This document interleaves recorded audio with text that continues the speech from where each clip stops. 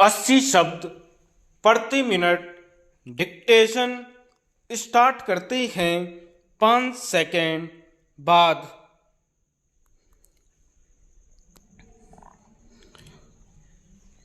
महोदय, नल के पानी को फिल्टर सिस्टम से शुद्ध किया भी जाता है, पर कुएं, बावड़ी व नदी के पानी की शुद्धता की कोई विशेष व्यवस्था नहीं, कोई गारंटी नहीं।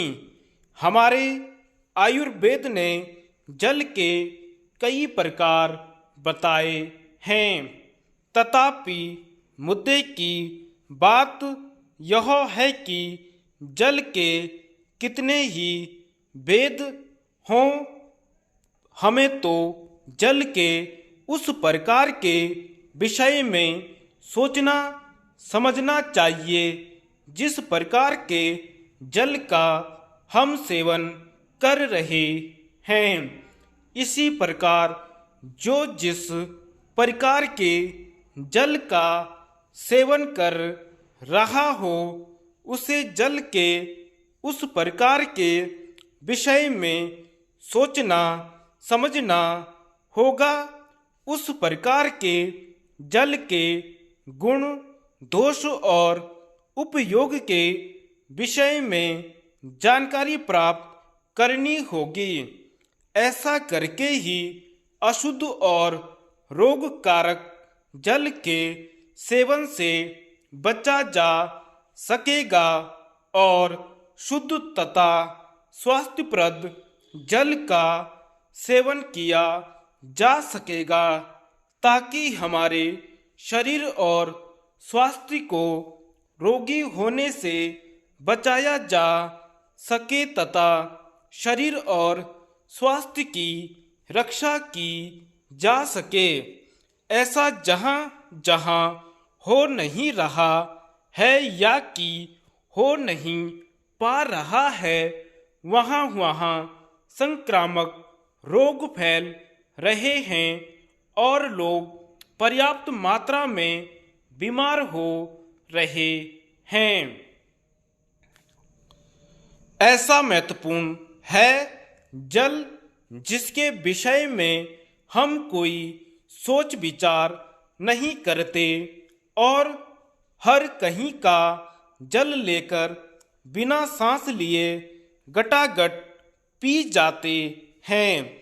जिस जल का हम सेवन करें, उसके विषय में हमें यह अवश्य जान लेना चाहिए कि वह जल कहाँ से लाया गया है, किस ढंग से रखा गया है और शुद्ध है या नहीं।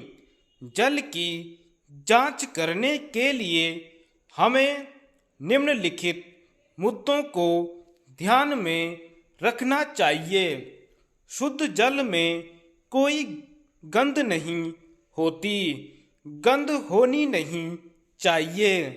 गंध हो तो जल पीने योग्य नहीं है। जल का कोई स्वाद नहीं होता। यदि किसी प्रकार का स्वाद हो तो वह जल पीने योग्य नहीं है। इस प्रकार शुद्ध जल का कोई रंग नहीं होता। रंग हो तो पीने योग्य नहीं है। साफ पानी पारदर्शी होता है।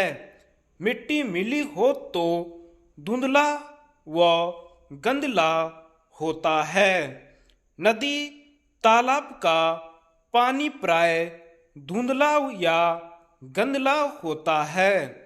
यदि 5 लीटर पानी में 2 ग्राम मिट्टी भी हो तो वह पानी पीने योग्य नहीं होता। पानी में तलछट जमती हो तो वह पानी पीने योग्य नहीं।